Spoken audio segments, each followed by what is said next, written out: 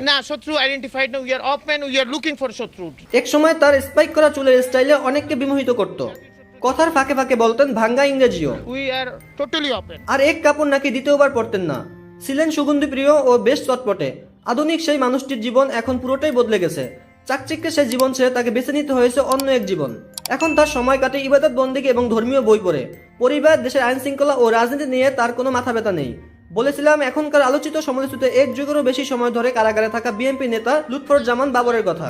মনে আছে কি উই আর লুকিং ফর শত্রু? উই আর লুকিং ফর শত্রু। সেই বাক্যটি এখনো কারো মুখে শুনলে তার মুখখানি অনেকের চোখে ভেসে ওঠে। বক্তব্যে টেলিভিশনের পর্দা আর মাঠে আইন শৃঙ্খলা বাহিনীর সদস্যদের তটস্থ রাখা। সাবেক সেই স্বরাষ্ট্র প্রতিমন্ত্রীর নিঃসঙ্গ জীবন কাটছে কেরানীগঞ্জের কেন্দ্রীয় কারাগারের কন্ডেম সেলের প্রকোষ্ঠে। এক সময় প্রভাবশালী এই নেতার আশেপাশে অনেক তেলবাজ কর্মীদের ভিড় থাকলেও এখন আর তাদের খোঁজ মিলে না। জেল জীবনের নিয়মকে যেন তিনি আপন করে নিয়েছেন, তাই তো একা একাই আদালতে চলে যান। সাবেক এই স্বরাষ্ট্র প্রতিমন্ত্রী 8 ট্রাক অস্ত্র মামলা, 21শে আগস্ট গ্রেনেড হামলা মামলা সহ আলোচিত বেশ কয়েকটি ছাড়াও আরও অনেক মামলার আসামি। গ্রেপ্তারের পর থেকে তাকে দেশের বিভিন্ন কারাগারে রাখা হয়েছিল, কিন্তু একাদশ জাতীয় নির্বাচনের পর তার ঠিকানা হয়েছে দক্ষিণ কেরানীগঞ্জে অবস্থিত ঢাকার কেন্দ্রীয় কারাগারে। দ্বিতীয়বার শেখ হাসিনা সরকার ক্ষমতা আসার পর থেকে লুৎফরুজ্জামান বাবরের পরিবার আর মিডিয়ার সামনে আসে না। এমনকি তার গ্রামের বাড়ির উপজেলা পর্যায়ের নেতাদেরও তার ফোন নম্বর দিতে চায় না। ফলে স্বজনরাও আর কারোর সাথে কথা বলতে চান না। নেত্রকোনার এক বিএনপি নেতা গণমাধ্যমকে এসে বলেন তার পরিবার এখন আর তাকে দেখতে যায় না। তার ছেলে একসময় বিদেশে থাকলেও সম্প্রতি তিনি দেশেই অবস্থান করছেন। তার শারীরিক অবস্থাও তেমন ভালো নয় বলে দাবি করেন স্বজনরা। হায়দার আলী গণমাধ্যমকে এসে বলেন তার শরীরের অবস্থা তেমন ভালো নয়।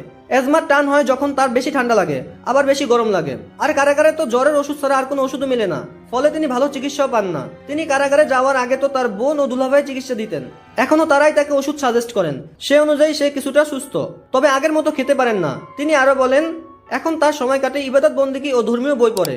আমি মাঝে মাঝে কিছু বই তাকে কিনে দিয়ে আসি, সেগুলোই উনি পড়ে সময় কাটেন। সাবেক স্বরাষ্ট্রমন্ত্রী 2 মামলার মৃত্যুদণ্ডের রায় হয়েছে, তবে তিনি ও তার পরিবারের পক্ষ থেকে এই বিষয়টির ব্যাপারে উচ্চ আদালতে আপিল করা হয়েছে। তথ্য অনুযায়ী বিএনপি জামায়াত জোট সরকারের আমলে থাকা এই স্বরাষ্ট্রমন্ত্রী 2007 সালে গ্রেপ্তার হন। তার 7 বছর পর 2014 সালে 30শে জানুয়ারি আলোচিত 10 ট্রাক অস্ত্র মামলায় তার মৃত্যুদণ্ডের রায় হয়। এর 4 বছর পর 2018 সালে 10ই অক্টোবর 21শে আগস্টের গ্রেনেড হামলা মামলার রায়ে বাবর সহ 19 জনের ফাঁসির রায় দেয় আদালত। দীর্ঘদিন থেকে কারাগারে থাকার পর তার মুক্তি পাওয়ার আশা ছেড়ে দিয়েছিল দলের নেতারা। এখন শেখ হাসিনার পতন হয়েছে, তাই আবারও লুৎফরুজ্জামান বাবরের মুক্তির আশায় বুক পেতেছে তার পরিবার ও নেতাকর্মীরা। 10 ট্রাক অস্ত্র ও 21শে আগস্ট গ্রেনেড হামলা মামলায় এখনো চূড়ান্ত রায় আসেনি। তার নামে দায়ের হওয়া বাকি মামলাগুলো নিম্ন আদালতে চলমান আছে বলে জানা গেছে। প্রিয় দর্শক, আপনি কি চান লুৎফর রহমান বাবরের মুক্তি হোক? তাই এই ভিডিওর নিচে অবশ্যই কমেন্ট করে জানাবেন। আর এই ভিডিও শেয়ার করে লুৎফরুজ্জামান বাবরের মুক্তির ব্যাপারটা প্রশাসনের নজরে নিন, তাহলে আপনি হয়তো কিছুটা সফল হব। আজ এই পর্যন্তই। পরবর্তী কোনো নিউজ নিয়ে আবার হাজির হব। ধন্যবাদ।